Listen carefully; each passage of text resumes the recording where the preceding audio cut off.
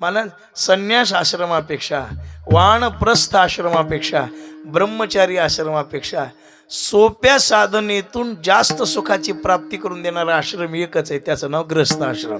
ते दारिद्र्य खाल्ल्या माणसाला सवलती असतात ना, तसा हे दारिद्र्य खाल्ला आश्रम आहे. विठ्ठल तुकोबराने सांगितलं ना, ब्रह्मचारी धर्म घोकावी अक्षरे, आश्रमी विचार षटकर्मी. अक्षर घोकावीत, निरंतर दुर्बुद्धी मनाला निर्माण होऊ नये म्हणून त्या ब्रह्मचर्यानं आपलं चित्त अभ्यासामध्ये रमून ठेवावं, अखंड अक्षराचा घोक करावा. महाराज, माणूस कामात व्यस्त असला की दुर्बुद्धी सुचत नाही, आणि मोकळा राहिला की वाया गेल्याशिवाय राहत नाही. विठ्ठला विठ्ठला. निरंतर कष्ट करणाऱ्या माणसाला, साधना करणाऱ्या माणसाला दुसरा विचार करायला वेळच नसून त्याच्या डोक्यामध्ये काहीतरी त्यांनी ठरवलेलं असतं. काही काही माणसं आम्हालाही म्हणतात, दत्ता महाराजासारखे आमचे, अहो म्हणले एवढे कीर्तन कशाला करता. आम्ही सांगतो बा, आमचे काही कीर्तन प्राप्तीसाठी नाहीत, काही मिळावं म्हणून याच्यासाठी. कशाला वाजवायले ते आता. विठ्ठला विठ्ठला विठ्ठला विठ्ठला. कुणाचा कार्य, कुणाची वळे बिळे पेटवील. बस म्हणा, राहू दे, आधीच पाऊस नाही, चारा आहे, एखादं वाजविलं बस झालं. विठ्ठला विठ्ठला विठ्ठला विठ्ठला. लक्ष करा, काय सांगत होतो गेलं. एवढे कीर्तन कशाला करता. बस एवढे कीर्तन बाकी कशासाठी नाहीत. एवढे कीर्तन जे असतात ना, कुठंतरी आपलं मन गुंतून राहावं, निरंतर आपल्याद्वारा साधना घडावी, आणि दुसरा कोणता विचार करायला वेळ मिळू नये म्हणून त्याच्यात व्यस्त राहण्याचा प्रयत्न करतो, बाकी काही नाही. कारण असं होतं, साधना निरंतर घडली पाहिजे. आश्रमामध्ये, ब्रह्मचर्य आश्रमामध्ये साधना केली पाहिजे. तरला तर 42ला तारतो, आणि बुडाला तर 42ला घेऊन बुडतो. विठ्ठला विठ्ठला विठ्ठला विठ्ठला. आणि कधी कधी महापुरुषाला प्रारब्धामुळे आघात येतात. चिरंजीवी पदामध्ये सांगितलेले, प्रारब्धे प्राप्त होता देख, तेतोनी निष्ठंक अंगकाळी. भोगेच्या विषयक महाराजांनी वर्णन केले, प्रारब्धे प्राप्त होता देख, आणि तेथोनी निष्ठंक अंगकाळी. कधी कधी असं होतं म्हणे, ब्रह्मचर्य जीवन कठीण आहे. दुसरा जो आश्रम आहे ग्रस्त आश्रम, आता ब्रह्मचर्याला बाकी कशा निर्वाहापुरते अन्नाच्छादन, आश्रमाशी स्थान, एखादा आश्रम खाण्यापुरतं अन्न आणि राहण्यापुरती चांगली व्यवस्था, की पाऊस ऊन पवाऱ्यापासून संरक्षण व्हावं, आपली एकांत साधना घडावी म्हणून आश्रमाची, कोपीची, गुहेची गरज आहे. त्याला आश्रमही चालतो, कोपी चालते, गुहाही चालते, त्याची आवश्यकता आहे. कशासाठी? कोठेही चित्ताशी नसावे बंधन, लोलुप्यता काय निद्रा तेजी नावे. आता त्याच्यासाठी खूप सांगितलं, तो विषय नाही आपला. दुसरा जो विषय आहे ग्रस्त आश्रमाचा विषय आहे. दुसरा आश्रम जो आहे तो ग्रस्त आश्रम आहे.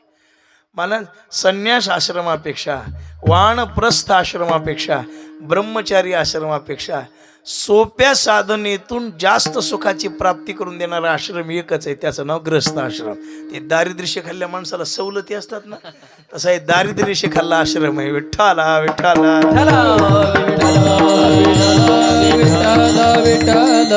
आणि असं आहे गुरुदेवा, की तिन्ही आश्रम ग्रस्त आश्रमावर चालतात. ब्रह्मचारी, संन्यासी आणि वानप्रस्थ या तिन्हीचंही जीवन ग्रस्त आश्रमावर अवलंबून असतं. तुम्ही दिलं तर खायला मिळतं आमच्यासारख्याला. काही काही माणसं, हे बघा लक्षात ठेवा, महाराज आहेत म्हणून समाज नाही, समाज आहे म्हणून महाराज आहेत. विठ्ठला विठ्ठला. कारण अन्न तुमच्याशिवाय नाही, वस्त्र तुमच्याशिवाय नाही, काही सगळ्या गोष्टी तुमच्यावरच अवलंबून असतात. जसं बाळ आईवडिलावर अवलंबून असताना, तसं महात्म्याचं देवावर असतं, पण काही उदरासाठी लागणारं अन्न, काही व्यवस्था, याच्यासाठी ग्रस्त आश्रमी लोकांची गरज असते. कारण दान धर्म करता येणारा आश्रम, ब्रह्मचर्याला काय दान धर्म करता येणार, त्याच्याकडे काही नसतं, संन्यासाकडे काही नसतं, त्याला साधना करूनच मोक्ष मिळवावा लागतो. पण सगळं पुण्य जीवनात प्राप्त करता येणारा आश्रम म्हणजे ग्रस्त आश्रम. त्याला दान धर्म करता येतो, त्याला सेवा करता येते, त्याला अन्नदान करता येतं, त्याला आईवडिलांची सेवा करता येते, त्याला तीर्थयात्रा करता येते. सगळ्या गोष्टी या आश्रमामध्ये जमतात. आणि हा पवित्र आश्रम आहे. या आश्रमामध्ये तुम्ही जे कराल, तुम्हाला काही करता, तपश्चर्या सुद्धा करता येते, साधना सुद्धा करता येते, तीर्थयात्रा सुद्धा तुम्हाला करता येते. आणि सगळ्यात महत्त्वाचं हे की कष्ट करून जगता येतं. कष्ट करून जगणारा एवढा स्वाभिमानी जगात दुसरा कोणी नसतो. आणि तो स्वाभिमान फक्त ग्रस्त आश्रमी माणसाकडे सापडतो. विठ्ठला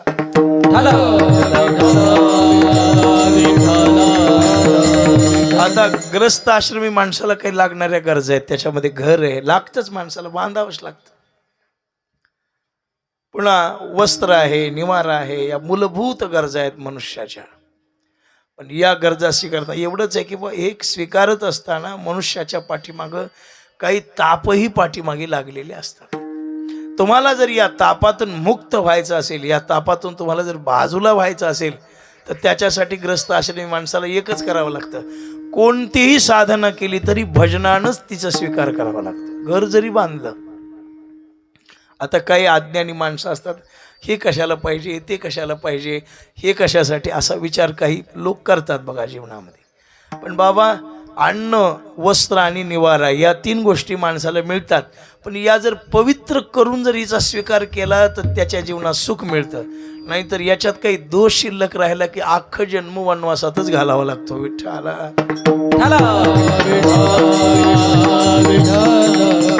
आता हे घर आहे, बांधलेलं आहे. काही माणसं कशाला पाहिजे कीर्तन, कशाला पाहिजे भजन. बाबा, 20 लाखाचा बंगला बांधला ना, आनंदानं जर तुला मध्ये झोपावं वाटलं तर कीर्तन करावंच लागतं, अन्नदान करावंच लागते, भजन करावंच लागते, टाळ वाजवावंच लागते. महाराज, काही माणसं याची काय गरज आहे, काय गरज आहे, नको करून राहून बघ, मग मला सांग. विठ्ठला माती कुठली, विटा कुठल्या, कोण्या झाडाच्या चौकटी, तिथं काही पूर्वी निवारा नसतो, काही नसतं, जागा असते. म्हणून अगोदर भूमीची प्रार्थना करावी लागते, पाया खोदण्याच्या अगोदर. पुन्हा मध्य काळामध्ये एक पूजा आहे आणि ही उत्तर पूजा घराची. बस त्याला वास्तुशांत असं म्हणतात. ब्राह्मण बोलवायला लागतात, भूदेव आहेत बरं का. कारण का, ब्राह्मणाला विशेष महत्व आहे. ते देवता ब्राह्मणो मंत्राधीना. ब्राह्मणाच्या मंत्रात जेवढं सामर्थ्य आहे ना महाराज, दगडाला देव करण्याचं सामर्थ्य ब्राह्मणाच्या मंत्रात आहे. आबा, त्याला भूदेव म्हणतात. मृत्यू लोकातलं चालतं बोलतं दैवत म्हणजे ब्राह्मण आहेत. विठ्ठला चालतं बोलतं दैवत आहे. पण ब्राह्मणाला बोलवावं आणि त्यांच्याद्वारा, ब्राह्मणाच्या द्वारा सुंदर अशी पूजा अर्चा जे काही ते सांगतील. वास्तुपुरुषाला पालथं घालतात आपल्या घरामध्ये ते ब्राह्मण बरं का, मंत्राच्या द्वारा. होम हवन सगळ्या देवतेला भोजन देतात. यज्ञकुंड म्हणजे सगळ्या देवतेचं मुख आहे. आणि यज्ञामध्ये आहुती दिली की ती देवाला प्राप्त होते. म्हणून यज्ञ वगैरे करतात त्याच्यामध्ये, नाही का. घरामध्ये पूजा करतात. आता मला काही त्याचं फारसं ज्ञान नाही त्या मंत्राचं वगैरे, पण ब्राह्मणाला बोलून करावं. आणि ब्राह्मणाने पूजा केल्यानंतर आपल्या वैष्णवाची मुख्य पूजा, हेच विष्णूची महापूजा, हेची आवडे अधोक्षजा. देवाला आवडतं म्हणून भजन कीर्तन करावं. विठ्ठला विठ्ठला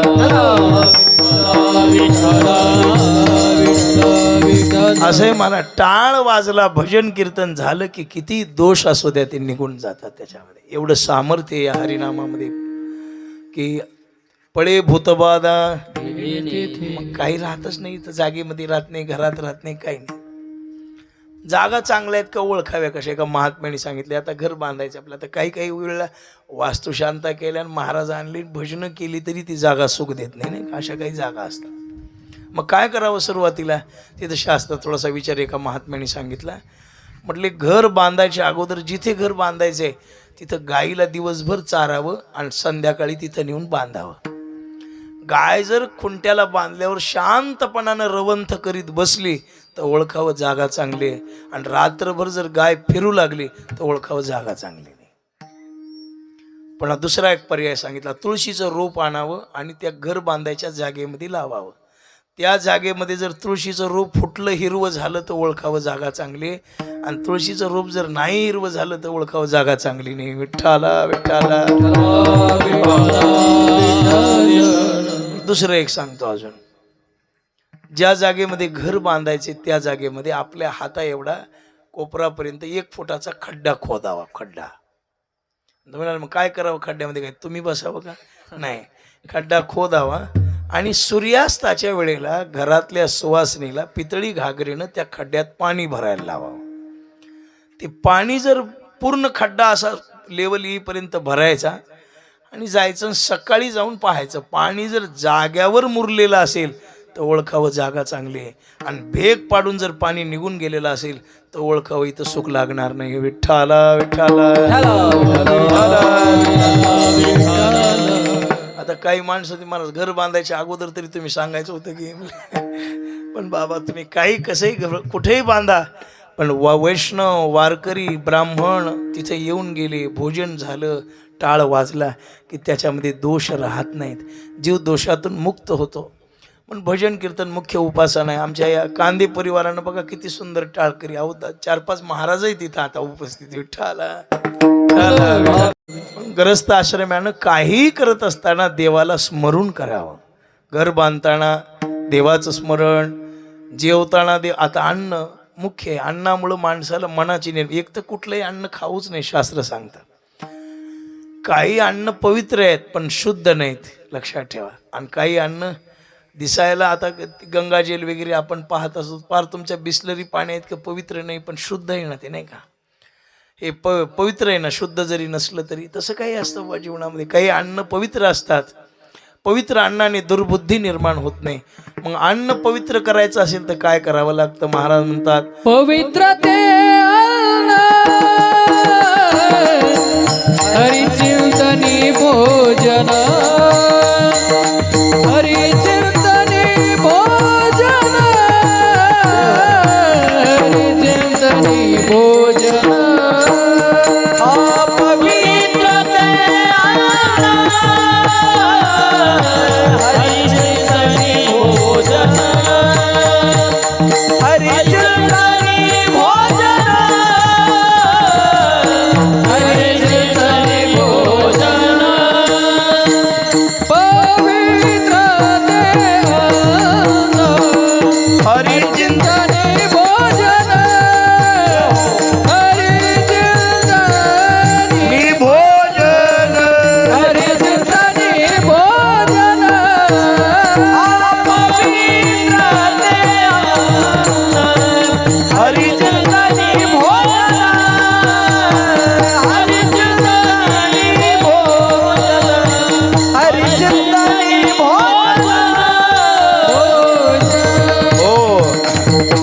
पवित्र ते अन्न हरिचिंतनी भोजन. अन्न पवित्र करण्यासाठी भगवंताचं नामस्मरण करावं.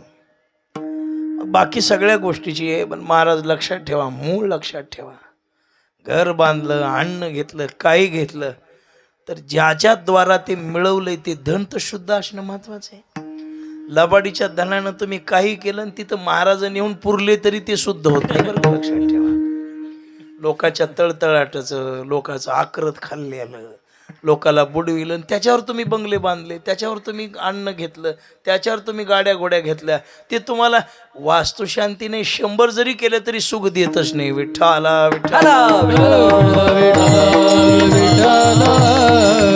मग सुखी राहायचंय ना, काय करा. अभंगाच्या पहिल्या चरणात जोडणी आधान उत्तम व्यवहारे, जोडणी आधान उत्तम व्यवहारे, जोडणी आधान उत्तम व्यवहारे, जोडणी आधान उत्तम व्यवहारे. जोडणी आधान उत्तम व्यवहारे, जोडणी आधान उत्तम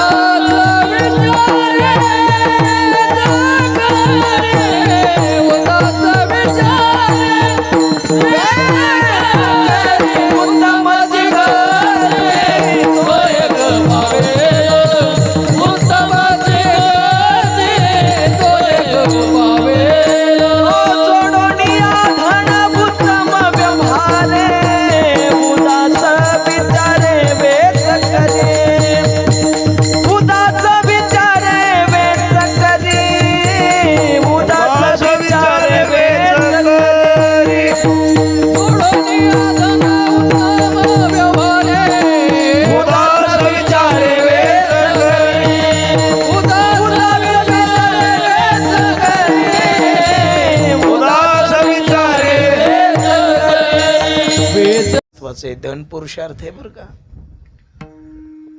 धर्म, अर्थ, काम आणि मोक्ष हे चार. पैशाशिवाय किंमत नाही माणसाला. व्यवहारामध्ये तुम्हाला जर किंमत मिळवायची असली तर पैसा महत्वाचा आहे. धनवंता लागे सर्व मान्यता आहे जगे. पैसा आला की तुम्हाला सर्व काही मिळत आहे. ते नामदेवरायाचं एक प्रमाण आहे. महाराज म्हणतात, दीपे विण मनोहर उभारिले मंदिर, त्या विण ते सुंदर शोभान पवे. घर बांधल्यामध्ये उजेड लावला नाही काय उपयोग आहे. श्यामांगी तरुणी जरी हे नाही सांगत. तिसरं चरण आहे, द्रव्याविन नर जरी जाहला सुंदर, त्याविन तो चतुर शोभान पवे. पैशाशिवाय माणसाला दिसायला गोरा गोमटा आहे हो, पण खिशात दमडी नाही, कोणी विचारित नाही. विठ्ठला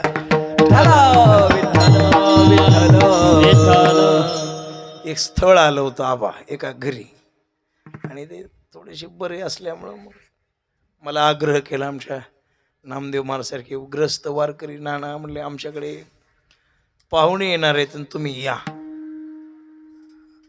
मी काही पाहुण्या रवळ्यांच्या मध्ये बोलण्यासारखं नाही बाबा म्हटलं, पण ते तुमच्या ओळखीचे आहेत दोन्ही, म्हणले तुम्ही आलात तर थोडंसं बरं होईल.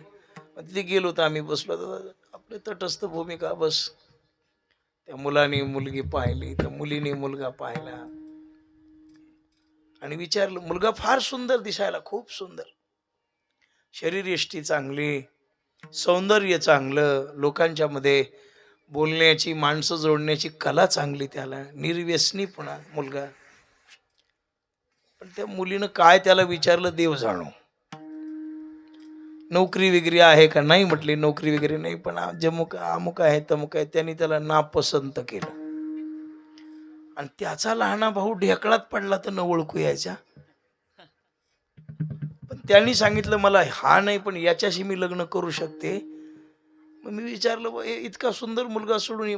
एकाने मला सांगितलं नाना तुम्हाला कळत नाही, त्याला 1.5 लाख रुपये पगार आहे. म्हणले विठ्ठला मला एवढा सुंदर मुलगा असून आलेलं स्थळ नको म्हणून जायचं, आणि त्याचाच काळा भाव, थोडा दिसायला सावळ्या रंगाचा भाऊ त्याचाच.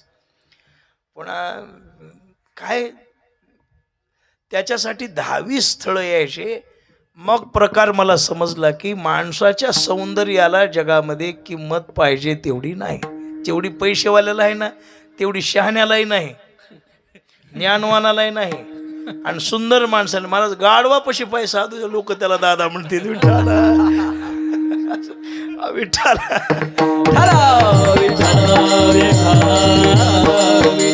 बरं दत्ता महाराज तुम्ही सांगा, ज्ञानेश्वरी पाठ असणारला किंमत आहे का पैसेवाल्याला आता सध्या? आपल्या अध्यात्मशास्त्रात असेल एखाद्या व्यवहारामध्ये. आता गावामध्ये 2 माणसं आहेत उदाहरणार्थ. आता एक कांदवाडी गाव आहे आपलं. कांदेवाडी का कांदवाडी? कांदेवाडी. मी कीर्तन केलीत नाही तर पूर्वी केलीत. हे कोण्यातरी महाराजाचं जन्मगाव आहे ना, दादा महाराज. हा बरोबर आहे. विठ्ठला विठ्ठला.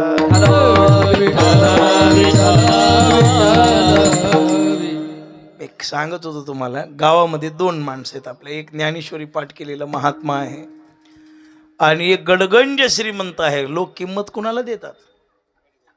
गडगंज. हे नाथरायांनी साधू संतांनी लिहून ठेवले आपल्या पदरचं नाही. धनवंता लागे सर्व मान्यता आहे जगी. सदा शृंगार भूषणे कांतालवे बहुमाने. घरचे दारचे समाजातले जवळचे लांबचे पैसेवाल्याला किंमत दे. सब पैसे के भाई भाई रे, सब पैसे के भाई भाई रे, सब पैसे के भाई भाई रे, सब पैसे के भाई भाई रे, सब पैसे के भाई हो सब पैसे के भाई भाई रे।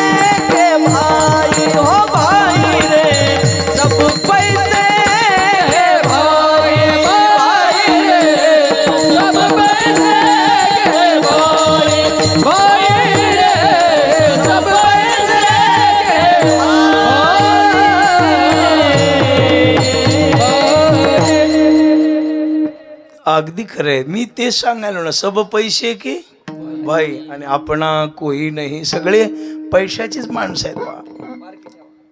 पैशालाच महत्व आहे. बस बस बस झालं. हा, झालं. सब पैसे के भाई. पैशाला जे महत्व आहे तेवढं कशाला नाही जगामध्ये. पैसा सुखही देतो, लक्षात ठेवा. पैशानं सुखही मिळवता येतात आणि पैसा जेवढा जेवणात दुःख देतो ना तेवढं कुणीच देऊ शकत नाही. पैशा एवढा सुख देणारा कुणी नाही आणि पैशा एवढा दुःख देणारा कुणी नाही. मग काय प्रकार आहे महाराज? पैशावाल्या माणसाला झोपीच नाही ना. विचार करून करून करून माणसं बेजार आहेत. एक मला म्हणाला, नाना घरला नेलं, पुका लावला, हार घातला, 500 हातात घातले. मी विचारलं काय काय? एक विचारायचं म्हणलं, माणसं बाहेर काढतो का तुमच्या संघाचे? म्हणलं बा हे काही माणसं मी बाहेर काढू शकत नाही, तो विश्वास नाही मला. बोलायचे काय सांगावं नाना, मला झोपच नाही, काय नाही. आणि कशाने लागल? आता म्हणलं बा मला काही कळत नाही त्याच्यातलं. कीर्तन येतं तोडकं मोडकं, ह्याच्या पलीकडे मला काही कळत नाही. झोप लागायचं औषधं जर मला कळाले असते मेडिकल टाकलं असतं म्हणलं परळला. आणि नीट वाटेवर आबाचे दुकान आहेत पुन्हा टाकले असते. म्हटलं मला त्याच्यातलं काही समजत नाही. पण झोप नाही येण्याचं कारण एवढंच आहे, तुम्ही काही चिंता करत असाल. म्हटलं काही चिंता? त्याने सांगितलं हां चिंता तर आहेच की. म्हणला काय चिंता आहे? आता एवढं कमी हे खरं आहे म्हणला, पण पोरगं बेवडं निघाले. 6 महिने झालं सुन नांदाय नाही म्हणला. आता सांगू लागलं मग इतकं वाटलं माझं का झालं असेल. मी एक जणला विचारलं, म्हणलं हे ना कमीलं कसं? म्हणला महाराज हे ना इमानदारीनं कमीला 1 बी रुपया नाही म्हणलं. आता त्यानं काय काय केलंय ते मला सगळं सांगितलं, पण तुम्हाला सांगत नाही. सज्जन हे प्रकार त्याचा नाही. आपल्या सगळ्यांच्या जीवनात अनितीचं धन आलं की त्याच्यावर अशांती येते, समाधान येतं. लोकांचा तळतळाट घेऊच नका धन कमीत असताना. कष्ट करा, बुद्धीनं कमवा, तुमच्या नोकरीनं कमवा, अजून कशानं कमवा. पण कुणाला ह्याची टोपी त्याला, त्याची टोपी ह्याला घेऊ नका. गोरगरिबाचं का? महाराज या लोकायला त्या म्हाताऱ्याच्या पगारी सुद्धा पूर्ण तो खाला. हे महिन्याला 1000-1500 रुपये महिना आला का नाही, त्याच्यातून सुद्धा लोक पैसे खालेत. हे लोकायले आलेले काही सुविधा साधन, अरे अरे गोरगरीब लोक असते रे बाबा होते, तुमच्याकडं कोटीनं पैसा पडल्यास त्यांच्याकडे काय असतं महाराज. आणि त्याच्यातूनही लोक काही ना काहीतरी खाण्याचा प्रयत्न करतात. खाऊ नका, गोरगरिबाला लावा. हा तुम्ही कमवा, तुमच्या बुद्धीनं धनानं कमवा, पण कुणाचा त्रास देऊन कमवू नका. विठ्ठला विठ्ठला. म्हणून उत्तम व्यवहार आहे, उत्तम व्यवहारानं कमवा. बरं कमवा, आता कळालं तुम्हाला कशानं कमवा ते कमवा, पण कमविल्यावर साठवून ठेवू नका. साठविलेलं धन सुद्धा जरी तुमच्या कष्टाचं असलं आणि तुम्ही कशाला खर्चच करत नसाल तर ते धन सुद्धा तुम्हाला दुःख. अहो पाणी तुमचंच आहे, पण कधीतरी टाकी रिकामी केली तर पिण्याच्या कामाला येईल. पाणी माझं, टाकी माझी रिकामी करायच्या कशाला? मध्ये आळ्या होत्यात, आळ्या. आणि मग आळ्या झाल्यावर तुला ना मला घाल कुत्र्याला. विठ्ठला विठ्ठला. मला काही माणसं सुपारी चगळून मरून जाते. सुपारी चगळून स्वतःला काही चांगलं खायचं नाही, घ्यायचं नाही, चांगला कपडा घालायचा नाही, काय नाही. रुपया रुपया रुपया रुपया गोळा करून ठेवायचा, बँका भरायच्या. एकाशी झटक्यानं मरत आहे. सोनं 1.5 किलो सोनं घालून गोड जेवणाला फिरत या. काय करणार? कमवा बाबा, पण स्वतःसाठी काही चांगलं खा, चांगल्या देवाला जा, चांगल्या माणसाला जा, गोरगरिबाला पंक्ती, अन्नदान, नामचिंतन, भगवत भजन, कवा बहिणी फिणी आल्या बोळवणी आळवणी करीत राहा. कमविण्याला महत्व आहे, पण कमविण्यापेक्षा खर्च करण्याला जास्त महत्व. फक्त एवढंच आहे, कुठेही करू नका. एक जण मला मी खर्च करतोय, कुणाला? बेवड्या दोस्ताली दारू पाजतोय. आता हे चांगलं आहे का? विठ्ठला विठ्ठला.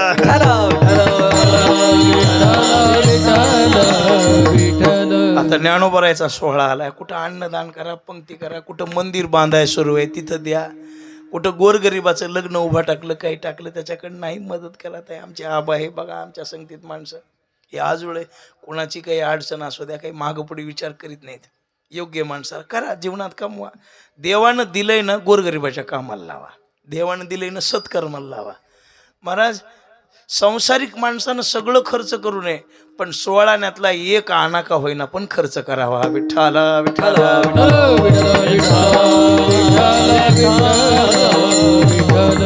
वेच करणे म्हणजे खर्च करणे. उदास विचारे कमीताना कष्टानं कमवा आणि खर्च करताना उदास वृत्तीनं खर्च करा. आसक्ती धरू नका खर्च करायला. काही काही माणसं कराय करतेत हो, पण पुन्हा लई तळतळ तळतळ तळतळ करते. एक जणाने एका महाराजाचा नियम घेतला, ते मी बघितलेलं सांगतो. मला नियम घेतला, आबाळी आले सोडायचे का काय पावसाचे? नाही का? ही असं सावली पडायली, पाऊस सांगितलाय बरं का आज, बाळ गोपाळ जेवायचे म्हणून थोडंसं आठवीतच घेऊया. आता तरी किती वाजलीत आता काय अंदाज काय झालाय? 12:30 तर मगाच वाजली होती की पाहुणे. हा असं खरं बोलच आहे की माणूस. विठाला विठाला विठाला विठाला. एक जणाने एका महाराजाचा काही नियम वगैरे घेतला. ते घेताना मग काही पैसे वगैरे त्यांनी बोलले असतील, त्यांनी आपलं ठरवलं, सगळं केलं. मला देताना एवढं बारीक तोंड करून देऊ लागलं. मला 1 तासभराच्या कीर्तनाला एवढे पैसे असतात का? ना एवढे. अरे आपला झोलकर आणला असता तर परवडत म्हणलं, असं म्हणायला ते. त्याला म्हणलं बा आता तसं नाही, दान करायचं ना आईवडिलाच्या नावानं उदास वृत्तीनं करू नको. उदास वृत्तीनं दान केलेलं पावत नाही म्हणलं. मोकळ्या मनानं दे, देव तुला कुठेही काढून देईल. तुला वाटायला ना माझा खर्च झाला, देव कुठेही देईल. आलं महाराज काही दिवसाला माझ्याकडे, म्हणला नाना जेवढा खर्च झाला तेवढा तर मग कोथिंबीरीत निघाला. म्हणला कशात निघाला? मग मी त्याला सांगितलं बाबा दान मोकळ्या मनानं कळा. संकोचित मनानं केलं की पुण्य लागत नाही, आणि मोकळ्या मनानं केलं की 10 पट देव दिल्याशिवाय. अजून तपला अंदाज बघा. उडवीत राहा तेवढंच येतंय, आणि साठवून ठेवा जिरून जाते. विठ्ठला विठ्ठला विठ्ठला विठ्ठला. त्या झऱ्याच्या हिरीसारखं आहे. तुम्ही पाणी उपसू नका, वाढत बी नाही. झरे कोंडल्याशिवाय तुम्ही झरे मोकळे ठेवा. एक तर निर्मळ पाणी प्यायला आणि पाण्याला कमी पडतच नाही. हे तसंच आहे महाराज. एक जण मला 500ची नोट माझ्यापाशी 3 वर्ष झाले मी खर्चिलीच नाही. मला तुला भारतरत्न द्यावं लागत. माणसं आहेत बा, उडवा खर्च करा. उदास विचारे वेच करी. उदास वृत्तीनं खर्च करा. साधू संताला, देवाला, धर्माला. आता कीर्तन ऐकलं, पाया पडताना फुकट पडू नका. ते म्हणाल महाराज काय करा काय करावं म्हणजे? अरे साधू संत आहेत, महात्मे आहेत, कोणी आले, ब्राह्मण आहे, गाय आहे, कुठं गाईचा चारा आहे, कुठं गोशाळा आहे, कुठं काय. आता आमच्या दत्ता महाराजांनी संस्था टाकली. आता कोण्या गावाला टाकली? बोर्ड केला. 10-12 मुलं झाली संस्थेमध्ये. कधी आहे काही तुमचा वाढदिवस आहे, कार्यक्रम आहे, 10-15 माणसं तिथं जाऊन जीव घालायचे. कुठं गोशाळा आहे तिथं जाऊन अन्नदान करायचं. बाळासाहेब सप्ताह करतात. काहीतरी होतं कुठेतरी. जिथं पवित्र कार्य आहे तिथं करा. जिथं निस्वार्थता आहे तिथं एक करा. आगीत पेर करून उपयोग नाही, खडकात पेरून उपयोग नाही, आणि समुद्रावर पाऊस पण उपयोग नाही. जिथं गरज आहे तिथं दान धर्म करा. भूक लागलेलं जीव घालून काय पुण्य लागल? जेव्हा केव्हा म्हणला मी आताच जेवलंय. नाही जेवाच. ज्याला भूक आहे त्याला खाऊ घाला, ज्याला गरज आहे त्याला द्या. आणि जिथं तुमच्या धनाचा पुन्हा त्याच्यात सुद्धा आहे बरं का, कोणालाही दिलं धन आणि त्याने जर सत्कर्माला नाही लावलं तर अर्ध पाप तुम्हाला भोगावं लागते. विठ्ठला विठ्ठला म्हणून प्रमाणे सर्वाभूती द्यावे अन्न द्रव्य पात्र. जेवण कुणालाही घाला, पण पैसा कुणालाही देऊ नका. हे सांगावं लागेल ना तुम्हाला. ते धर्मराजानं कोळ्याला रुपया दिलता म्हणून.